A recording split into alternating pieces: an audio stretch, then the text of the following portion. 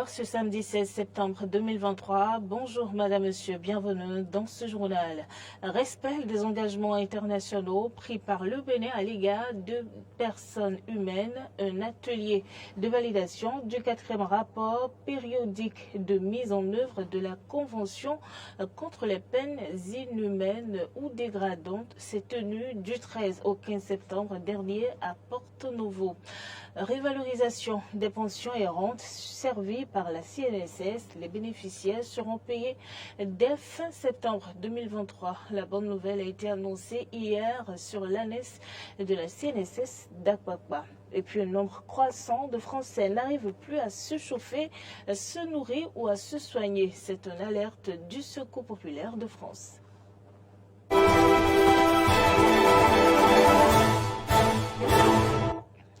Voilà, merci de nous avoir préférés ce samedi 13h pour vous informer. Application effective dès ce mois de septembre avec effet rétroactif de la décision du gouvernement relative à la révalorisation des pensions et rentes servies par la Caisse nationale de sécurité sociale. L'annonce a été faite hier à la faveur d'une conférence de presse à la CNSS d'Akwakwa, Turendo. Le gouvernement du président Patrice Talon a joint l'acte à la parole. Les pensionnés de la Caisse nationale de sécurité sociale poussent depuis quelques heures un ouf de soulagement. Ils bénéficient d'une augmentation dans une fourchette de 30% à 1%, ce qui donne droit à un taux moyen global de révalorisation de 5,3%. Les plus heureux sont ceux qui ont une petite pension. En fonction des tranches de pension, le gouvernement a consenti une augmentation dans une fourchette de 30% à 1%, ce qui donne un taux moyen global de revalorisation de 5,3% pour l'ensemble des pensionnés. Les choix opérés par le gouvernement visent à impacter davantage les petites pensions et à maintenir le pouvoir d'achat des pensionnés et rentiers. La question légitime qui se pose donc est de savoir quand est-ce qu'ils rentreront dans leurs droits. La direction générale de la CNSS rassure tous les bénéficiaires de cette décision que les dispositions sont prises pour sa mise en œuvre diligente. Elle s'engage ainsi à liquider sans délai les droits acquis par ces pensionnés et rentiers et à les mettre en paiement à la fin de ce mois de septembre 2023. Les services techniques de la CNSS sont instruits et mobilisés à cet effet. Il y a lieu de rappeler que les pensions du mois de septembre 2023 sont déjà mises en paiement. Donc les pensionnés constateront les rappels induits par cette mesure au titre des 9 mois échus à la fin de ce mois. La joie est inexprimable et se lit aisément venant de Apollinaire Wedissi, secrétaire général du Centra CNSS, qui, pour accueillir la bonne nouvelle, a porté un chapeau spécial, histoire de frimer. Patrice Talon restera à jamais gravé dans le cœur des retraités pensionnés de la CNSS. Nous sommes contents de les prendre parce que quand vous voyez la hiérarchie, quand vous voyez la pyramide des pensions, les plus démunis sont très bien servis. Moi, dans mon état d'âme là, vous avez vu le chapeau que je porte? C'est mon chapeau de joie. Quand je porte ça, c'est pour... Je frime. Je suis très content de ce qui s'est passé. À l'endroit du président Talon, je vais dire ceci. Ça fait longtemps que nous attendons. On nous a promis mon Vallée. Ils n'ont rien fait. Talon est venu et il a plié une page sombre de l'histoire des retraités. Au nom de tous les retraités. Au nom de nous tous, je lui dis grand merci. La machine du rehaussement social prônée par le président Patrice Talon et son gouvernement est ainsi mise en marche pour le bonheur du peuple béninois. Atelier de validation du 4e rapport périodique de mise en œuvre de la Convention contre la torture et autres peines ou traitements cruels, inhumains ou dégradants. C'est le directeur adjoint de cabinet du ministre de la Justice et de la Législation, Gilbert Ulrich Togbonan, qui a procédé à l'ouverture des travaux de ces assises de 3 jours qui ont pris fin hier à Porto Novo. Lors de la présentation du 3e rapport en 2019, le comité a formulé des recommandations à l'égard du Bénin dans le sens de la révision des instruments juridiques nationaux tels que le code pénal afin de les rendre conformes à la Convention, de la prise de nouvelles mesures, y compris celles législatives, pour garantir le respect des autres dispositions de la Convention concernant notamment la protection des personnes privées de liberté, des apatrides, des mineurs et des victimes. Cet atelier de validation du 4e rapport, à en croire la directrice des droits humains, Dr Inès Adonou Tofon, apparaît nécessaire pour faire le consensus autour des progrès réalisés dans un creuset inclusif avant de transmettre le 4e rapport périodique. Les travaux du dit atelier ont consisté donc à examiner le projet de rapport et l'enrichir au regard de la liste de points qui retiennent particulièrement l'attention du comité contre la torture. À 48 heures de la rentrée scolaire, la situation des aspirants au métier d'enseignant n'a toujours pas connu une avancée favorable. Ils espèrent toujours que le gouvernement puisse honorer sa promesse. On va suivre ici le reportage d'Arthur Indo pour en savoir plus sur la situation. Ils ont un salaire dérisoire et ils ne sont pas payés pendant les vacances. Ils n'ont pas de prime ni pendant l'année scolaire, ni à la rentrée. Pire, c'est qu'on leur donne une masse horaire extra-texte. Les aspirants au métier d'enseignant AME s'inquiètent par rapport au retard observé dans le processus de leur reversement en agents contractuels de droit public de l'État. Le secrétaire général du Creuset national des aspirants au métier d'enseignant s'est exprimé sur le sujet. Nous étions en décembre 2018 et quand le gouvernement annonçait le reversement des AME ayant déjà fait au moins 3 ans sur le terrain et qu'il organisera une formation en juillet-août et après un test qui finira par donner droit aux AME à un reversement. C'est vrai, nous n'étions pas du tout d'accord en ce moment puisque pour nous, plusieurs tests ont déjà été organisés à l'endroit de ces AME. Donc, nous ne voyons pas l'importance de ces formations et encore de ce test qui sera encore fait.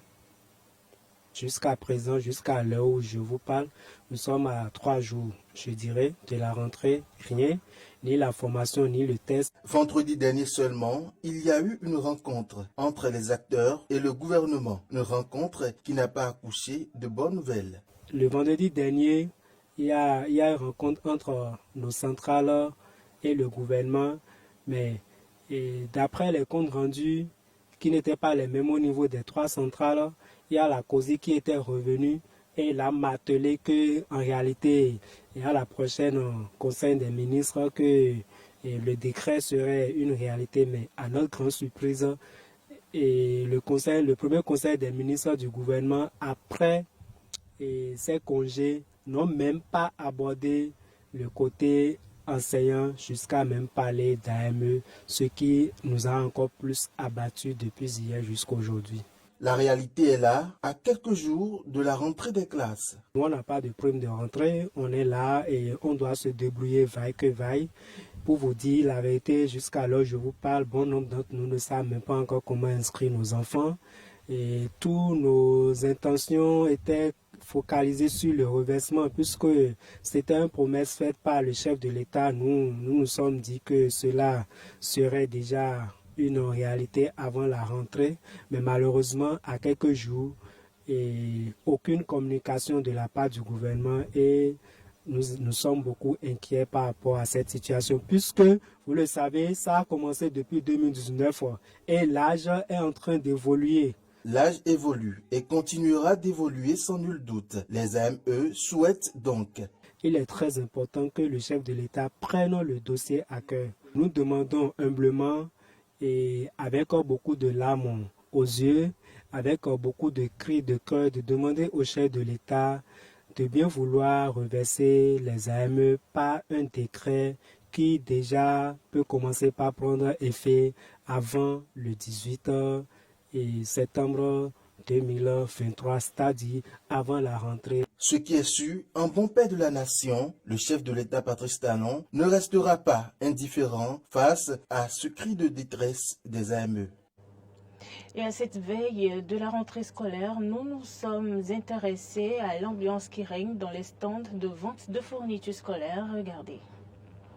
Au bord des voies, plusieurs stands de vente des fournitures scolaires sont installés et frappent à l'œil. Sur l'axe à Kassato Campus d'Abomey-Calavi, les stands sont sans affluence. Assis, les vendeurs des fournitures scolaires sont partagés entre espoir et doute.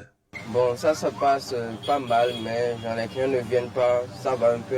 Bon, on attend la veille pour voir comment ça va se passer. Bon, disons, on peut dire au maximum, si c'est trop, 8 clients par jour au maximum. Ils sortent un peu, mais pas encore très bon. Par jour, on reçoit au moins 10 à 15 clients.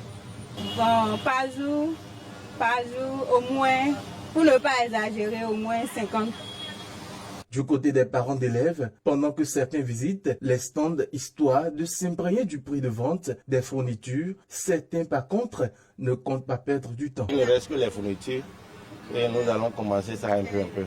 Bon, je demande d'abord les prix parce que le temps est un peu fort là. Nous allons demander les prix pour savoir comment il faut les acheter. Jusqu'à samedi, alors vendredi, nous allons finir avec ça là. Je suis venue acheter les fournitures pour les enfants. Les manuels de français, mathématiques, les cahiers, un peu de tout, dictionnaire, art de conjugaison. Et machin. En tout cas, j'ai tout acheté quand même. Les tennis sont déjà là, c'est à la maison déjà. Tout est prêt. La rentrée est pour le lundi. J'avais déjà acheté quelques fournitures. J'ai payé couverture et cahiers et frais destinateurs. Chrétien fervent, Emmanuel Mounou, lui, espère quand même en Dieu et est sûr de ce que les parents viendront à quelques secondes de la rentrée. Je sais qu'il y a la rentrée et puis les enfants doivent y aller à l'école. Donc, bon, sûrement que c'est le temps qui est un peu dur. Mais on pense bien que dans les 2 jours à venir, ils vont sortir parce que la rentrée c'est déjà pour le lundi. Tout se met peu à peu en place pour que la rentrée scolaire 2023-2024 dans la cité d'Autoire soit chose effective. En France, le Secours populaire a fait savoir qu'un nombre croissant de Français n'arrivent plus à se chauffer, se nourrir ou à se soigner. L'État a agi face à la hausse des prix. Le patron du Parti communiste appelle la population à se rassembler devant les préfectures pour protester. Reportage. Nous sommes devant les locaux du Secours populaire dans le 13e arrondissement de Paris. L'association vient de publier son 17e baromètre sur la pauvreté et la précarité et les conclusions sont terribles. On apprend par exemple qu'un Français sur 3 ne mange plus à sa faim. Et c'est loin d'être le seul enseignement. La situation est loin de s'être améliorée en 2023 pour les foyers en prise avec l'augmentation violente des prix. Plus d'un Français sur 2 déclare ne pas parvenir à mettre de l'argent de côté. Et plus grave encore, près d'1 sur 5 vit à découvert. Près d'un tiers des ouvriers et un quart des employés sont confrontés à cette situation aussi aberrante qu'angoissante. Près d'un Français sur 2 n'a plus la capacité de rembourser ses frais médicaux et estime que les factures d'électricité et de chauffage sont beaucoup trop élevées. 60% des personnes interrogées estiment que leur pouvoir d'achat a diminué au cours des 3 dernières années et qu'il est donc de plus en plus difficile de boucler ses fins de mois aujourd'hui en France. Mais je constate effectivement que c'est compliqué, disons, de vivre correctement. Enfin, correctement, quand je dis correctement, c'est manger des choses saines, faire des activités, sortir. Parce que vivre n'est pas survivre. Ça a augmenté depuis 1 an et demi, à peu près. Oui. Au niveau des tarifs dans les magasins. Et puis voilà, je pense que comme tout le monde, on voit bien que même quand on va dans les supermarchés, que tout ce qu'on achète a pris 15-20% en moyenne, je parle pour les produits alimentaires. L'inflation continue de monter en flèche. Les prix ont explosé dans presque tous les secteurs alors que les aides gouvernementales ont diminué ou ont été supprimées, comme par exemple le chèque énergie ou encore la remise carburant. Merci Madame, Monsieur d'avoir suivi ce journal. Restez fidèles au programme de votre chaîne de télévision EDEN TV.